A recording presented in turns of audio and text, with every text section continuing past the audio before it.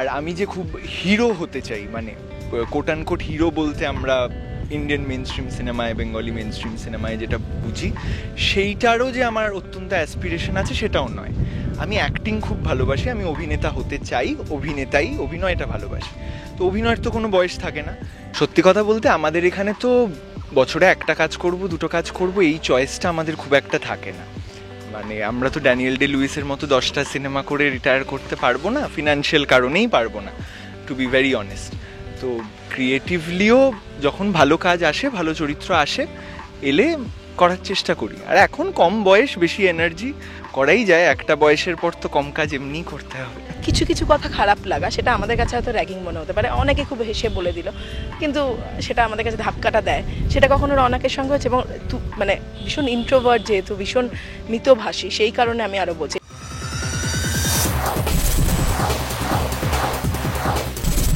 বাইরে প্রচণ্ড গরম, সেই গরমে আমাদের ভেতরটাও গরম হয়ে যাচ্ছে, মানে রেগে যাই কখনো কখনো, প্রচণ্ড ফ্রাস্ট্রেশন। কিন্তু আমার সঙ্গে এমন একটি মানে একজন মানুষ আছেন, এমন একটি ছেলে আছে যার সঙ্গে অনেক দিনেরই চেনা জানা, কিন্তু এই চেনা জানার অনেক আগে থেকে তার কাজ আজকে আমি জানতে পারলাম।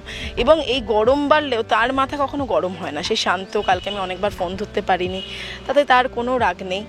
রৌনক রয়েছে আমাদের সঙ্গে, তবে আজকে একটা বিশেষ কারণে ছোট পর্দায় তার কাজ আপনারা দেখেছেন, তবে এবার নতুন একটা শুরু, ওয়েব সিরিজে প্রথমবার এবং বড় পর্দাতেও।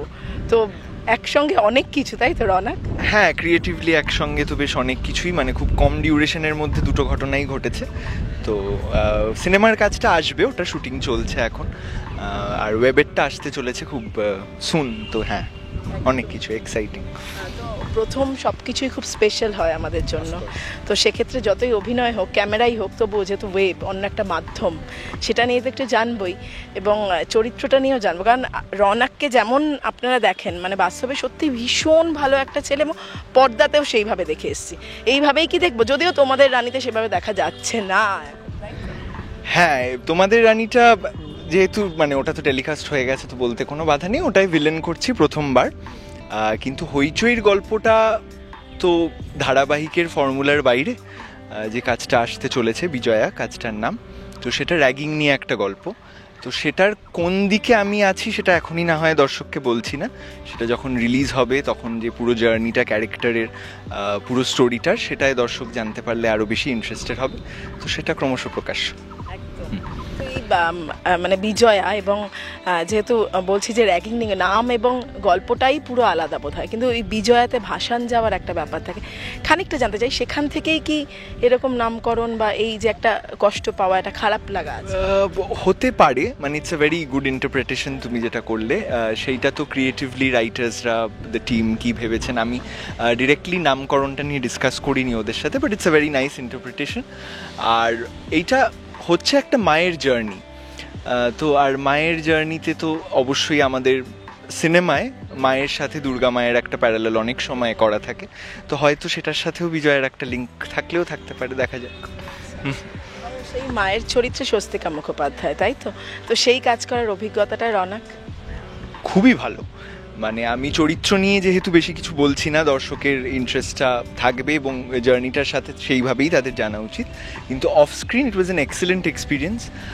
ইনফ্যাক্ট দ্য ফ্যাক্ট যে ধরো আমরা ধারাবাহিক করি, টানা কাজ করি, রোজ কাজ থাকে, তো অনেক সময় তো একটা টায়ার্ডনেস চলে আসে।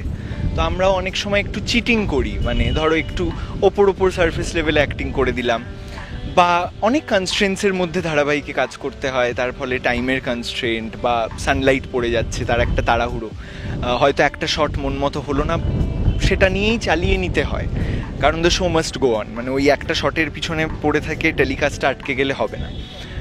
কিন্তু স্বস্তিকাদির থেকে যেটা শিখলাম, এবং ওটিটি প্ল্যাটফর্মে যেহেতু এটা কাজটা পরে রিলিজ হবে, আমাদের টাইমও হাতে বেশি, তাই এত বছর ধরে কাজ করা সত্ত্বেও, being at the stage of career যেটা উনি এই মুহূর্তে আছেন, ন্যাশনালি রিজনালি তো বটেই, কীভাবে ডেডিকেটেডলি ইনভলভড হয়ে প্রত্যেকটা শট, প্রত্যেকটা সিন দিতে হয়, সেটা শিখলাম। খুব ভালো লাগলো কাজ করে। তো সেক্ষেত্রে এই যে আমি কথায় জানতে পারলাম 17 বছর রৌনক, মানে যাই হোক, তাতে কিছুটা বিরতি, কিন্তু কিছুটা কাজ, নিজের পড়াশোনা সব মিলিয়ে আর কি করা, কিন্তু এই 17 বছরেও এতটা ঠান্ডা থাকা, সেটা কিভাবে সম্ভব? সেইটা আমার মনে হয় 17 বছর বলেই, মানে আমি যদি আমার এই বয়সে 22-23 বছর বয়সে শুরু করতাম তাহলে হয়তো আমি অনেকটাই ইরিটেটেড হতাম, কারণ it would have been new for me. যেহেতু ছোটবেলা থেকে ধৈর্যটা ডেভেলপ করে গেছে, এখন আর কিছুই বিরক্ত হয় না, তাই শান্ত থাকি আর কি। মানে কথায় কথাই রনকের সঙ্গে কথা হচ্ছিল যে এরপর একটা ভালো ভবিষ্যতে একটা ভালো ভাবনা চিন্তা রয়েছে নিজের কাজ নিয়ে, তো আছেই অন্য একটা দিকের, সেটা নিয়ে একটু শুনি। পড়াশোনা? আচ্ছা, হ্যাঁ, মানে আমি খুব একটা যে পড়াশুনো পছন্দ করি না এরকম কোনোদিনই ছিলাম না। হ্যাঁ, তো আর আমি যে খুব হিরো হতে চাই, মানে কোট অ্যান্ড কোট হিরো বলতে আমরা ইন্ডিয়ান মেন স্ট্রিম সিনেমায়, বেঙ্গলি মেন স্ট্রিম সিনেমায় যেটা বুঝি, সেইটারও যে আমার অত্যন্ত অ্যাসপিরেশন আছে সেটাও নয়। আমি অ্যাক্টিং খুব ভালোবাসি, আমি অভিনেতা হতে চাই, অভিনয়টা ভালোবাসি। তো অভিনয়ের তো কোনো বয়স থাকে না, কিন্তু আমাদের যেরকম এডুকেশন সিস্টেম তাতে অ্যাকাডেমিক্সের একটা বয়স থাকে। তো সেই বয়সটা পেরিয়ে যাওয়ার আগে আমি হয়তো আরেকটু পড়াশুনোয় আবার ফিরে গিয়ে কিছুটা শেষ করে আবার আসতে চাই, কারণ অভিনয় তো আমি 40, 50, 60 সব বছরেই করতে পারবো। আজকের দিনে মনোজ বাজপাই, পঙ্কজ ত্রিপাঠী, মানে ওরা অনেক কম বয়স থেকেই শুরু করেছে এবং ওরা ওটাই করতে চেয়েছে, কিন্তু যে বয়সে গিয়ে ধরো ওরা রেকগনিশন পেয়েছে বা এখন যেরকম চরিত্রটা করছে, বাংলাতেও অনেকেই, যিশুদা is one of the prime examples, তো সেটার তো কোনো বয়স নেই, কিন্তু অ্যাকাডেমিক্সটার আনফর্চুনেটলি আছে। তো হতে পারে কিছু বছর ব্রেক নিয়ে আমি একটু অ্যাকাডেমিক্সে ফিরে গেলাম, আবার অভিনয়ে এলাম, দেখা যাক। মানে নিজের ভাবনা চিন্তা পরিকল্পনা নিয়ে ভীষণ মানে ঠিকঠাক জানে, কনফিউজড নয় একদমই রনক, তাই তো? মানে বাইরে থেকে ওরকম মনে হয়, এখন গুছিয়ে বলছি তাই ওরকম মনে হচ্ছে, নিজের মাথায় অনেক চিন্তাই থাকে নানা সময়। বাইরের লোকেরা মনে করে যে অনেকটা সর্টেড, এবার সেটা ফ্যামিলির লোকেরাও অনেক সময় মনে করেছে, আমার সাথে সম্পর্কে যারা থেকেছে তারাও মনে করেছে, কিন্তু ভিতরে তো দোলাচল চলতেই থাকে, সেটা তো প্রত্যেক মানুষের ক্ষেত্রেই অ্যাপ্লিকেবল। এই যে আমি হিরো হতে চাই না, এই জায়গাটা মানে খুব কনফিউজ থাকেন মানুষজন, এটা প্রথম থেকেই কি স্টিক করা এবং সেই কারণে সেই চেষ্টাটাও কি করেনি রনক? না, হিরো হতে চাই না আমি কি সেন্সে বললাম, মানে হ্যাঁ, মানে হিরো হওয়াটা এন্ড গোল নয়, এমন নয় যে অ্যাজ এ ক্রিকেটার আমার এই বয়সটা প্রাইম, এর মধ্যে আমাকে ক্যারিয়ারটা বানাতেই হবে, নইলে হবে না। তো অ্যাক্টিং তো এনি এজে করা যায়, তো যেহেতু অ্যাক্টিংটা আমার কাছে বেশি প্রায়োরিটির এবং ভ্যারাইটি অফ রোলস করাটা বেশি প্রায়োরিটির, তাই কোনো এজ বা ওই টাইম ফ্রেমটা আমাকে অতটা ভাবায় না। বিরতির কথা বলি, মানে পড়াশুনো নিয়ে, সেক্ষেত্রে হয় না যে একটা জায়গা তৈরি করলাম, যদিও অনেক বছর ধরে তৈরি করা, কিন্তু বড় হয়ে লড়াইটা অন্যরকম হয়, ছোটবেলায় চলে আসে, বড় হয়ে নিজেদেরকে করতে হয়। তো সেক্ষেত্রে একটা জায়গা ছেড়ে তৈরি করার পর যে অবস্থা আমাদের টলিউড বলি, আমাদের ওয়েস্ট বেঙ্গলের বলি, সব কিছুর, সেখানে আর একটা জায়গায়, মানে এটা কি কখনো ভাবায় যে আবার ফিরে আসা, আবার শুরু করা কোথাও? এটা খুবই ইন্টারেস্টিংলি পুট একটা কোয়েশ্চেন, এবং এটার পিছনে আই গেস আমাদের বাংলা ইন্ডাস্ট্রির এই মুহূর্তে যা অবস্থা, ওভারঅল সব কিছু নিয়েই ডিসকাস করা যায়, কিন্তু এই প্রশ্নের মধ্যেই আই ফিল কোথাও উত্তরটা আছে। তার কারণ হচ্ছে, ধরো যদি সত্যি ইন্ডাস্ট্রি কোনো কারণে নিচে যায়, গ্রাফ ওয়াইজ যেটা যাচ্ছে, সেটা আমরা সবাই aware, as a part of the industry we are trying to do what ever we can, but যাচ্ছে, তো তার জন্য তো আমার পার্সোনালিও একটা ব্যাকআপ থাকবে, তো ওটা একটা সিলভার লাইনিং। তো এই সব পজিটিভস নেগেটিভস মিলিয়ে তো এতবার যখন জায়গা করে নিতে পেরেছি, আবার যদি এসে মন দিয়ে কাজ করি নিশ্চয়ই করে নিতে পারবো। কি ভাবায় রনক যে আমি যদি এটাই, মানে অভিনয়টাকেই আমার পেশা হিসেবে বেছে নিই, তাহলে আমি আমার ভবিষ্যৎটাকে স্পষ্ট দেখতে পাচ্ছি না, সেটা কি? না, সেটা টাচউড এখন অবধি ভাবায় না, সেটা ভাবানোর অনেক সুযোগ, মানে অনেক অবস্থা হতেই পারে, অনেকের ক্ষেত্রেই সেটা মনে হয়। I have been fortunate till now যে এখনও আমার সেরকম হয়নি, বাট হ্যাঁ, লাকি বলতে পারি। কিন্তু এই যে মাঝে মাঝে বিরতি, মাঝে মাঝে কাজ, এটাও দেখি, মানে এই কয়েক মাসে বিরতি, আমার মনে হলো যে বিরতি নিয়েছিস, তো সেক্ষেত্রে এটাই খুব সচেতনভাবে যে কাজ বিরতি। ধারাবাহিকে যে আমি খুব একটা বিরতি নিয়েছি তা তো নয়, পরপর যখন ভালো চরিত্র এসেছে আমি টানাই কাজ করেছি। কৃষ্ণকলির পর আলতাফরিংয়ের সাথে সাথে লক্ষ্মী কাকিমা সুপারস্টার, তারপর তুতে, তুমি যে আমার মা। কিন্তু যে বিরতিটা ছিল সেটা কিছুটা এই ওটিটির কাজটার জন্যেই ছিল। তখন ধারাবাহিক থেকে অনেকেই আমাকে সোশ্যাল মিডিয়াতেও জিজ্ঞেস করতো যে সিরিয়ালে দেখা যাচ্ছে না, তো তখন এই অন্য কিছু কাজ নিয়ে ব্যস্ত ছিল। তো এবার সেটা আসছে, লোকে বুঝতে পারবে কেন বিরতিটা ছিল। সেই সময় চুপচাপ ছিল, তাই জন্য মানুষ অনেকেই ভেবেছেন, আমরাও ভেবেছি যে বিরতি। হ্যাঁ, মানে সত্যি কথা বলতে আমাদের এখানে তো বছরে একটা কাজ করব, দুটো কাজ করব, এই চয়েসটা আমাদের খুব একটা থাকে না। মানে আমরা তো ড্যানিয়েল ডে লুইসের মতো 10টা সিনেমা করে রিটায়ার করতে পারবো না, ফিনান্সিয়াল কারণেই পারবো না, টু বি ভেরি অনেস্ট।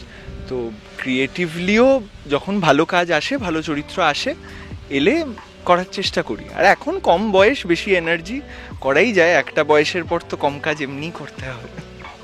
বলছি না, দূরদর্শিতা ছেলের, সেটা প্রথম থেকে আমি বুঝতে পারছি, অনেকটা ভেবে এগোয়। কিন্তু এই 17 বছরে এতগুলো জানিতে মনের মতো কাজ কটা হলো? মানে ছোটবেলার কাজগুলো বাদ দিয়ে আমি বলছি যে পছন্দের চরিত্র পাওয়া মনের মতো। নিজের নতুন কাজ আসছে বলে বলছি না, বিজয়ের চরিত্রটা আমার সত্যিই খুব ভালো লেগেছে as an actor. It's a different kind of a role, কিন্তু এই ডিফারেন্টটা আমরা অনেক সময় ক্লিশে হিসেবে ইউজ হয়, তো মানে যে কোনো নতুন ইন্টারভিউ হলেই ডিফারেন্ট। কিন্তু যারা আমার কাজ এতদিন ফলো করেছে, তারা যখন এই কাজটা দেখবে তারা বুঝতে পারবে আমি কেন ডিফারেন্ট বলছি। তো it's genuinely different. As an actor আমার খুব ভালো লেগেছে। আর ধারাবাহিকে আমি কনসিয়াসলি ট্রাই করি পরপর যখন কাজ নিচ্ছি, যাতে চরিত্রগুলো একটু আলাদা হয় একে অপরের থেকে, পজিটিভ হলেও সেটাই যাতে অন্য রকমের একটা শেড থাকে। তো সেই করে সব কাজই মোটামুটি ভালো লেগেছে বলেই চুজ করেছি, এমন না যে আপোষ করে কোনো কাজ করতে হয়েছে। তো এটাই মানে যে কোনো চরিত্র নিজের মতো করে আসলে বোধহয় গুছিয়ে নেয়, ভেবে নেয়। হ্যাঁ, আর সত্যি কথা বলতে তুমি যেহেতু ছোটোবেলাটা বললে, তাই দাদামণি আমার first lead when I was in class 5। তো তার আগে আমি যখন কাজ করতাম তখন না আমার খুব একটা ভাল লাগতো না, কারণ আই ওয়াজ ভেরি ইন্ট্রোভার্ট। আমি এখনও তাই, খুব একটা মানুষের এত লোকের সাথে মিশতে বা রোজ এসে কাজ করতে আমার ভাল লাগতো না। আর অভিনয়ের ব্যাপারে তখন কি বুঝবো, তখন মানে ক্লাস 1-2। কিন্তু দাদামণি যেহেতু লিড রোল ছিল এবং অনেক কিছু করার সৌভাগ্য ছিল, রাজেশ শর্মার সাথেও আমার সেটা প্রথম কাজ, তখন উনি বাংলায় অনেক কাজ করতেন। It's a fantastic experience. আর ওইটা করতে করতে আমার অ্যাক্টিংয়ের প্রতি একটা ভালোবাসা জন্মায়। আর তারপরে I think I consciously stuck to it. মানে মা বাবা হয়তো বলছে করতে, কিন্তু আমার ইচ্ছে না হলেও আমি না বলছি না, কারণ আমার মানে কোথাও একটা মনে হচ্ছে যে হ্যাঁ যাই না, নতুন একটা অভিজ্ঞতা হবে, ভালো লাগছে। তো ওই কাজটা আই উড সে। যাই হোক, আমরা শেষ করব, কিন্তু বিজয়া নিয়ে যেহেতু আজকে স্পেশালি আমাদের আড্ডাটা, সেক্ষেত্রে যে র্যাগিংয়ের কথা বলি, সেটা নিয়ে তো নানান আলোচনা হয়, নানান ঘটনা হয়, দুর্ঘটনা আমরা দেখতে পাচ্ছি। কখনো আমি স্কুল কলেজে বলবো না, বা এই ইন্ডাস্ট্রিতে এসে র্যাগিং না হলেও কিছু কিছু কথা খারাপ লাগা, সেটা আমাদের কাছে হয়তো র্যাগিং মনে হতে পারে। অনেকে খুব হেসে বলে দিল, কিন্তু সেটা আমাদের কাছে ধাক্কাটা দেয়। সেটা কখনো রৌনকের সঙ্গে হচ্ছে, এবং মানে ভীষণ ইন্ট্রোভার্ট, যেহেতু ভীষণ মিতভাষী, সেই কারণে আমি আরও বলছি এটা আরও। আমি খুব অনেস্টলি উত্তরটা দিচ্ছি। মানে এটা শুনে হয়তো মনে হতে পারে আমি অত্যন্ত নিজেকে হিরোইক প্রজেক্ট করার চেষ্টা করছি, বাট সেটা নয়। এরকম লোকে বলেনি তা নয়, বলেছে নানা কথা, কিন্তু সেটা কোনোদিন আমায় হার্ট করেনি। কারণ আমি জানি যখন কেউ এরকম কিছু বলে বা ইয়ে করে, that comes from a place of their insecurity. মানে ওটা তোমার রিফ্লেকশন নয়, ওটা তাদের রিফ্লেকশন। তো আমায় কোনোদিন হার্ট করেনি সেটা, কিন্তু মানুষে বলেছে, সেটা তো হবেই, কাজ করতে গেলে নানা কথাই কানে আসবে, সেটা আমিও শুনেছি। সেই মানে অন্যদের পরিবর্তন করার চেয়ে বোধহয় নিজেকে পরিবর্তন, নিজের ভাবনাটাকে পরিবর্তন করা প্রয়োজন। মানে এই যে আমি কানেই নিচ্ছি, হ্যাঁ, মানে স্কুল কলেজের র্যাগিং এর মতো তো ইন্ডাস্ট্রির ব্যাপারটা নয়। এখানে কেউ ডিরেক্টলি তোমায় ধরে মারধর করছে না, তো এখানে কেউ একটা কমেন্ট পাস করলো বা কিছু বললো, তো সেটাকে নিজের জায়গায় তুমি যদি কনফিডেন্ট থাকো, I think it wouldn't affect you. আমি যতটা উত্তেজিত হয়ে প্রশ্ন করেছি, ততটা শান্ত হয়ে ছেলে উত্তর দিয়েছে, কারণ এতটাই শান্ত, সত্যি এতটাই শান্ত ছোটবেলা থেকে। হ্যাঁ, মানে এতদিন ধরে দেখছো, মানে এতটা ফেক করা তো সম্ভব না বোধহয়। এরকমই মাঝে মধ্যে রেগে গেলে রেগে যাই, অনেকটাই রাগি, কিন্তু সেটা একটা পরিসর বুঝে। ইন্ট্রোভার্ট হয়ে সমস্যা হয় না কোনো? মানে এই যে এখানে যেটা হয় যে একটু নিজের কাজ দেখানো, বারবার বলা, সেটা তো খুব প্রয়োজন হয়। তো রৌনককে আমি প্রথম থেকেই দেখেছি যে ইন্ট্রোভার্ট, সেক্ষেত্রে কোনো সমস্যা হয়তো হয়, আমি মাঝে মধ্যে এখন ফিলও করি। সেটা ইন্ট্রোভার্ট হওয়ার জন্য নয়, সেটা হচ্ছে এই বিশ্বাস থেকে যে তোমার work should speak for you. এই বিশ্বাসটা আমার মাঝে মধ্যে সত্যিই মনে হয় আমাদের ইন্ডাস্ট্রিতে সেটা অ্যাপ্লিকেবল নয়। সেটা অনেকেই বলেছেন, সেটা অনেক বড় বড় তারকারা বলেছেন, সেটা এই মুহূর্তে যারা অত্যন্ত সাকসেসফুল ন্যাশনালি কাজ করছেন তারা বলেছেন, সেটা আমি বলছি, এটাই নতুন কিছু নেই। তো it's unfortunate, but it's part of our job. কিন্তু সেটাকে এখনও আলাদাভাবে ডিল করতে আমি চাইনি। আমি এখনও বিশ্বাস করি আমার কাজে কাজ দিয়ে যতটা কাজ হবে সেটুকুই আমার প্রাপ্য। কাজটাই থাকুক আসল, এবং সেটাই একটা সময় কথা বলে, সেটা আমরা জানি, সেটা দর্শকদের তরফ থেকে হোক, ইন্ডাস্ট্রির তরফ, সময় আসলে সময়। এবং মানে আমি যদি আমার পুরো অ্যাক্টিং ক্যারিয়ারে 10টাও কাজ করি, 10 বছর পরে ওই 10টা কাজই থেকে যাবে, মানে কতজনের সাথে পিয়ার করেছি সেটা খুব একটা থাকবে না, তো ওই আর কি। মেটেরিয়ালিস্টিক বোধহয় নয় রওনাক, মানে এই নিতে হবে, এই চুতে আছে নিডস ওয়ান্টস দুটোই আছে, কিন্তু সেটাকে মানে নানাভাবে মিটিয়ে নেওয়ার পদ্ধতিও জানা আছে, সেটার জন্য অন্য মানুষদের যে খুব একটা ইয়ে করতে হবে সেটা, এটা কাজের থ্রু হয়ে যাবে, ওইটুকু কনফিডেন্ট। খবরে অনেকে কষ্ট পাবে, মানে যদি হয়ে যায়, যদি পড়াশোনার জন্য হয় সেটা, তবে একটা ভালো দিক, নিজের আরেকটা রাস্তা। একদম।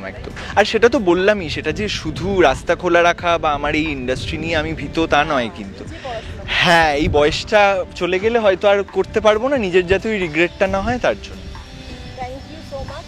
তবে বিজয়া নিয়ে বেশি কথা বলা যাবে না, তোমাদের রানী তো আপনারা দেখছেন, একাধিক কাজ আছে, মানে 3টে মাধ্যমে প্রায় বলা যায়, বড় পর্দা, ছোট পর্দা চলছে, আবার ওয়েব। একদম ধারাবাহিকটা চলছে, ওটিটির কাজ আসছে, ফিল্মের কাজটাও শীঘ্রই আসবে, সেটা নিয়ে আবার একদিন আড্ডা হবে। সে দর্শকদের কি বলবে?